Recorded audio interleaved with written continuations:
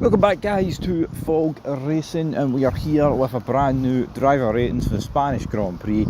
We bit of a lull in between this week and of course Canada, so we'll fire up the ratings a wee bit later than usual, but we're going to start at the worst team on the grid, Sauber.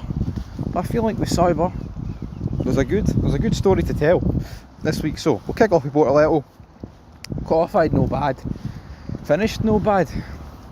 It's a 7 out of 10 for Bortoleto. I mean, his teammate finished 5th, but what an outstanding drive for Hulkenberg. Benefited by the fact Hulkenberg had loads of fresh tyres, but let's just call it what we shall. I mean, Hulkenberg's getting a 10. Closest he's ever finished off a podium. It's a P5. It's a phenomenal result. No two ways about it. Drive of the season, you know, he was helped by the fact that he had more, sets of softs than everybody else, but fresh ones. But just to see him overtake Hamilton, and Hamilton had no answer for it. Absolutely insane. Absolutely insane, brother. It was crazy. Moving on though to who are we going to next? Williams. I'm going to give both of them 2 out of 10s, man. Yeah, Sainz was far off Albon, but Albon's race was much worse, so 2 out of 10s for those two. Right, moving on, we have got the big man, formerly known as Max Verstappen's teammate, Liam Lawson. I will actually give Lawson a 7 out of 10.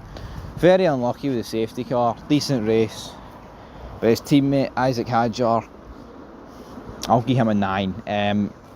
Isaac Hadjar, man's coming a bit of a downfall his own success, because I think there was more on the table for him, but sadly for him couldn't get it. But a 9's still fantastic, and what people have got to remember, this guy's a rookie, an absolute rookie. Haas, 2 5 out of 10s, that's what we'll give Haas, man. Not much happening with him.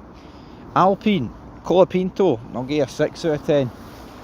Not the greatest, but he was effectively screwed by what happened in qualifying to him. His teammate though, I'll give Pierre Gasly, I'll give him an 8 out of 10. Good drive for Pierre Gasly.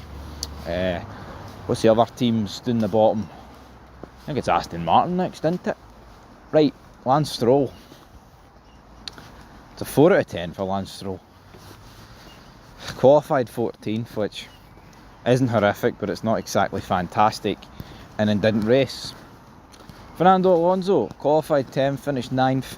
You know what, it's weird, it's definitely not Alonso's best drive of the season, but he finished with his first points of the season. Could have been more though. I think it's a missed opportunity for Fernando. I think the fact that Hulkenberg at P5, I think there was room for Alonso to finish that high up, but not the greatest start. A few mistakes in there over the gravel, but by God, he made around the outside count. Around the outside, man. Quality manoeuvres. Car didn't really have it down the straights, so he had to come up with it on the fly. Right, moving on, we have got Ferrari, Charles Leclerc. It's a 9 out of 10.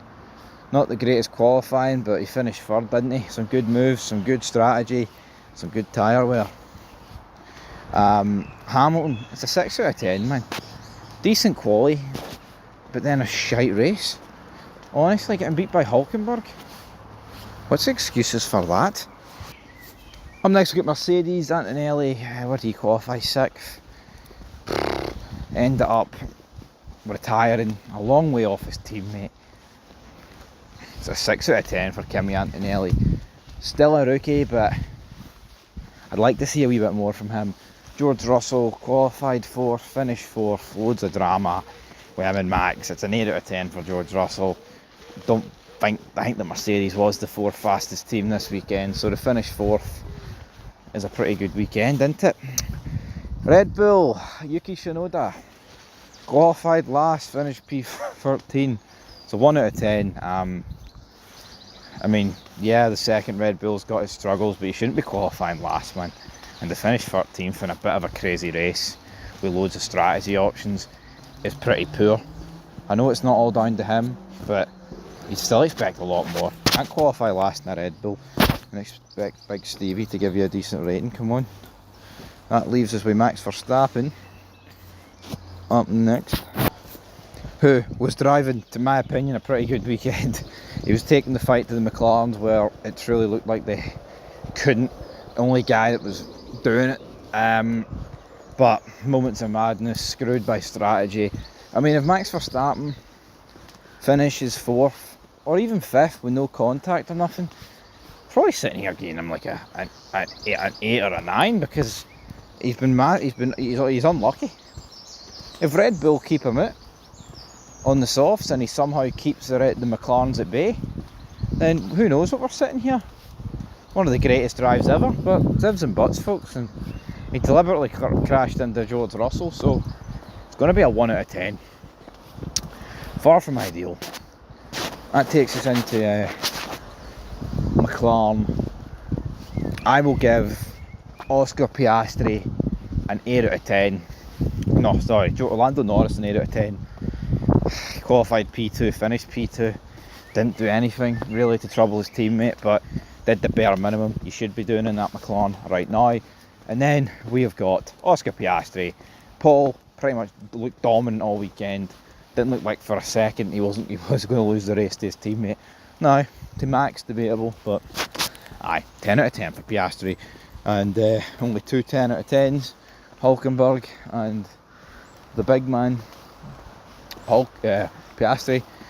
For me, you've still got to get to Hulkenberg. Finished 5th in a Sauber, and yeah, wee bit of drama at the end, but it was P6 on merit.